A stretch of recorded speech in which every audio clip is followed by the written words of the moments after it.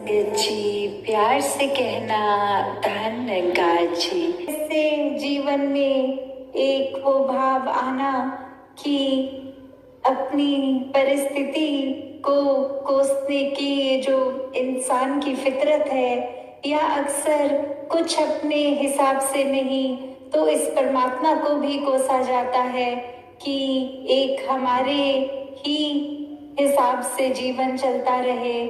और वही संत जन होते हैं जो हर हाल में इस परमात्मा का शुक्र करते हैं। जो परसों जब दासी ग्राउंड में भी आई तो ये एक बात महसूस करी, चाहे हर दिन रात में वर्षा शुरू हो जा रही थी और एक दिन पहले वो तूफान इधर ग्राउंड में बारिश के साथ आकर वो टेंट्स भी गिर गए, महापुरुष अब गीली जमीन भी है, रात को सोना भी है, पूरा दिन एक वो वर्षा के वजह से एक कंफर्ट चाहे नहीं मिल पा रहा। उसमें भी जब संतों से बोला कि ये कठिनाई आ रही होगी, प्रॉब्लम फील हो रही होगी कि एक आराम नहीं मिल पा रहा, ग्राउंड में सुविधाएं नहीं मिल रही, तो संतों ने जो आगे से बात रखी कि इस निराकार में हमारे शरीर से और सेवा लेनी थी। तभी एक बार अरेंजमेंट्स हो भी गए और फिर से वो बारिश के कारण चाहे वो टेंट भी बिखर गए, फट गए, और फिर से एक समय और मिला कि रूप फिर से निखारा जाए इस ग्राउंड का। तो संतों ने तो कभी भी अपनी परिस्थिति को नहीं कोसा। इस तरह भी एक सड़क पे भी रात को सो गए कि जमीन गीली है तो क्या हुआ, बाहर कंक्रीट की रोड, उस पे ही आराम कर लिया, फुटपाथ पे ही लेट गए।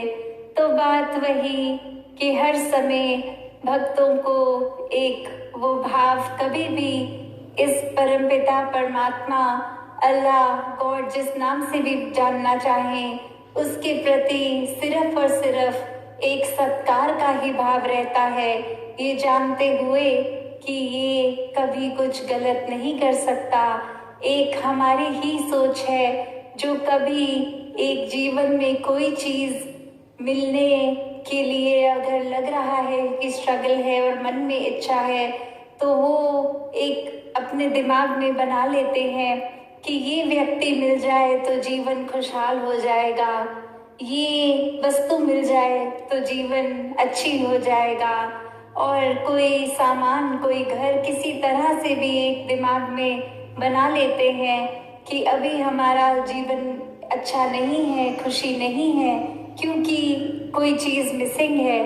और फिर वो वस्तु, वो इंसान, वो चीज़, वो सामान मिल भी जाए तो कुछ समय बाद फिर वही बात कि अब उस इंसान का तो जीवन में आना हो गया, पर अब भी खुशी नहीं है। वो सामान जो चाहिए था वो भी मिल गया, फिर भी खुशी नहीं है। तो बात वही कि कोई चीज़ एक कुछ पल के लिए अच्छा महसूस करा देती है, पर कैसे हर समय के लिए एक रस रहने वाला, एक खुशी जो कुछ हो ना हो उससे ऊपर की अवस्था, ये आनंद की अवस्था है कि जो चीज़ हम अगर आधार ही बना लेंगे संसार में कि खुशी इस चीज़ से मिलनी है, तो संसार की हर चीज़ की कोई ना कोई एक्सपायरी डेट है, चाहे वो इंसान हो, चाहे वो सामान हो। आज वो चीज़ है, कल नहीं, अभी शाम है, कुछ देर में रात, सुबह, सब बदलता रहता है। तो सिर्फ और सिर्फ क्या वो एक चीज़ है जो हर समय के लिए सच है, वो ट्रूथ की बात कि कभी वो झुटलाई नहीं जा सकती। वो सच्चाई ये परमात्मा है कि एक जीवन में हर समय ये उतना ही है, ना ये घटता है, ना ये बढ़ता है, ना ये एक कोई अपना आकार लेकर एक उस तरह से शेप साइज में बंधा नहीं, ना ये जलता है, ना ये कटता है। तो ये जो एग्जिस्टेंस है, ये ट्रूथ, तो कैसे हर समय जब इसके ऊपर ही अपने आप को जीवन में आधारित कर देंगे तो मन में कोई अवस्था दुख नहीं दे सकती, कोई अच्छी बात इतनी खुशी भी नहीं देगी कि एक अपनी सुध बुध खो के उसमें इतने खुश हो जाएं कि फिर वो सामान, वो चीज़, वो इंसान जीवन में नहीं हो तो मन उदास हो जाएगा। क्योंकि भक्त जानते हैं जो हर चीज़ देता है ये परमात्मा, जिसने चाहे हमें हमारा शरीर दिया, चाहे वस्तुएं दी, फिर भी एक वो बात की संसार में आए, एक चीज जो परमात्मा ने दी वो उसी की चीज है, वो जब चाहे ले। एक बात वो नहीं कि ये शरीर हमारा है, नहीं, अगर सचमुच ये शरीर हमारा है तो थोड़ी सी दिक्कत आने पे हम डॉक्टर पे क्यों जाते हैं? हम खुद ही क्यों अपना कुछ डायग्नोस नहीं कर सकते? थोड़ी सी भी चीज होती है तो ब्लड टेस्ट करवाते हैं कि पता लगे दिक्कत क्या है, कोई स्कैन्स कराते हैं। अगर वाकई ही ये हमारा शरीर होता तो पूरा इस शरीर पे कंट्रोल हमारा होता, पर ऐसा नहीं है। एक शक्ल पे झुर्रियां आना, बालों का सफेद होना, ऐसा कोई भी चीज शरीर से जुड़ी हुई हमारे कंट्रोल में नहीं है। तो बात वही कि ये शरीर इस परमात्मा ने दिया, सारी वस्तुएं इस परमात्मा ने दी, और जब संसार में आए हैं तो जाएंगे भी। इसने जो दिया, जितने समय के लिए दिया, वो सदुपयोग जब तक उस वस्तु का, उस इंसान का एक सीखने के रूप में उससे कुछ मिला तब तक ही मुबारक है, वरना तो एक चीज हो ना हो तो इंसान। संगत जी, धन्यकार जी।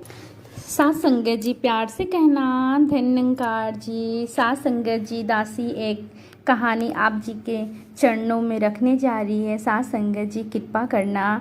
एक चंदन का पेड़ होता है, वह बहुत ही मुलायम माना जाता है।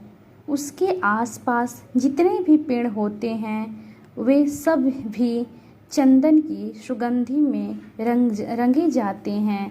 सात संगत जी, उन सब में से भी चंदन की ही खुशबू आने लगती है, इसलिए चंदन मुलायम है।